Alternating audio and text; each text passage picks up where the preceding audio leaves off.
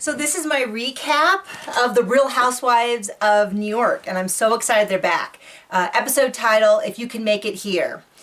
So yesterday I went to my dermatologist spa and I told her to just scrub me down to the bone. So today my face is very red and kind of plasticky, and so please ignore that. I don't have time to stop doing these recaps.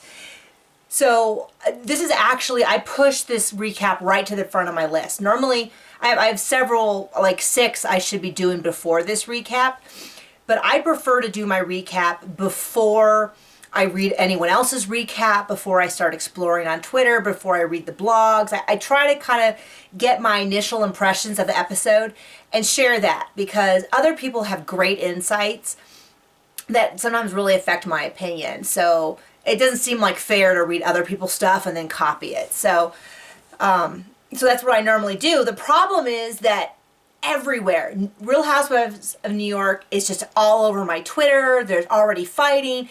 So I just went and I pushed this to the front of the list so that I can figure out, when this is done, I can go figure out what's happening. Now, I have summarized this entire episode in one picture. Can you see that?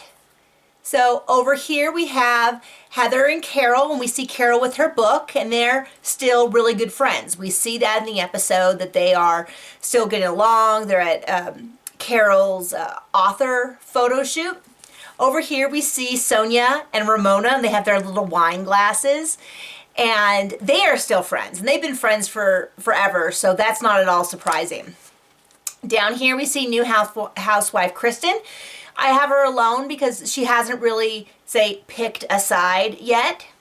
And the big thing is that we see Aviva. Last season she was over here, and this episode is all about her swinging over here to this season. I don't have Luann because she hasn't even appeared yet in the season.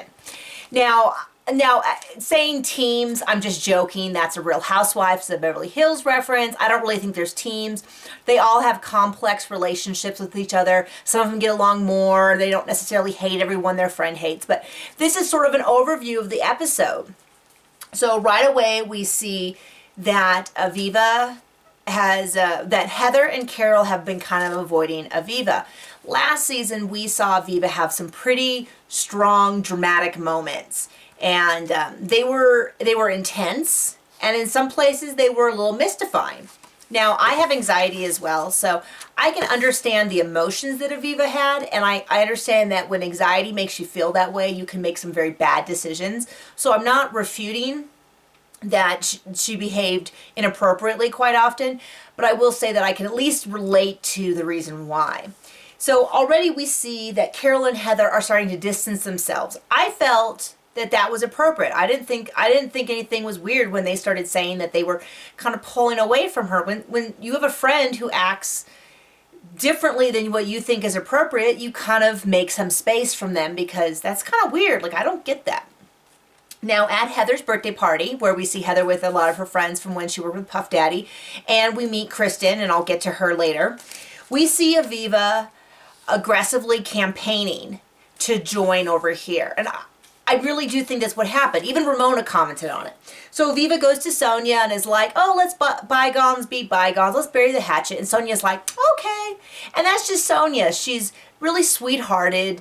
She doesn't seem to be, she's not very mean.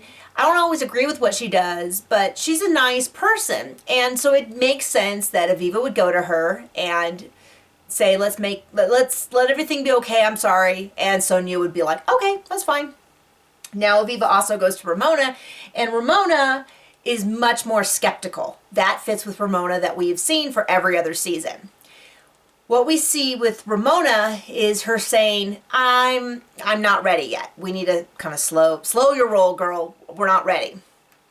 Now, Aviva calls Ramona a few days later, I think it's a few days later, and says, please, let's try again. Can we have drinks? And so Ramona goes, and Aviva's just pushing and pushing and pushing to be friends. Not just clear the air, not just be neutral, but like, let's be buddies, let's be good friends. And I know it's not just me, because Ramona says, I can't remember exactly the words, but that Aviva was sucking up. I think she was actually more crude than that, but she said that Aviva is sucking up to her. And that's exactly what I thought. Like, Aviva, like, you're older, you're wiser, and teach me your ways. And it was confusing to me.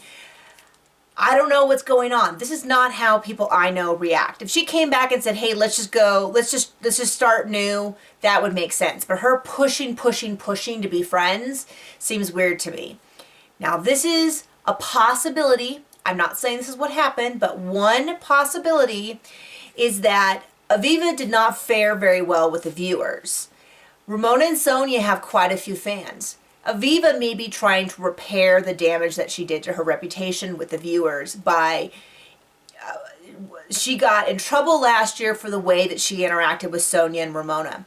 If Ramona and Sonja forgive her and are now friends with her, then maybe Aviva will be okay and everything will be better. I'm not saying for a fact that's what happened. I'm just saying that is a possibility. If you disagree, that's totally fine. Hit me up in the comments. Hit me up on Twitter.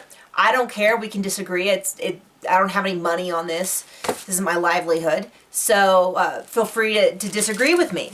Now, the last thing I want to address is Kristen down here. This is the end of my drawing. Kristen.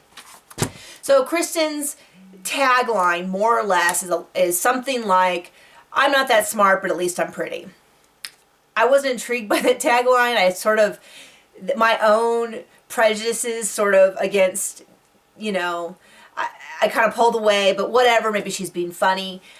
I don't like to comment on other people's marriage. It's none of my business. I try to stay out of people's bedrooms. It's not. I personally would not be happy in her marriage and the way her husband speaks to her, but that is her business. Just going to leave that there.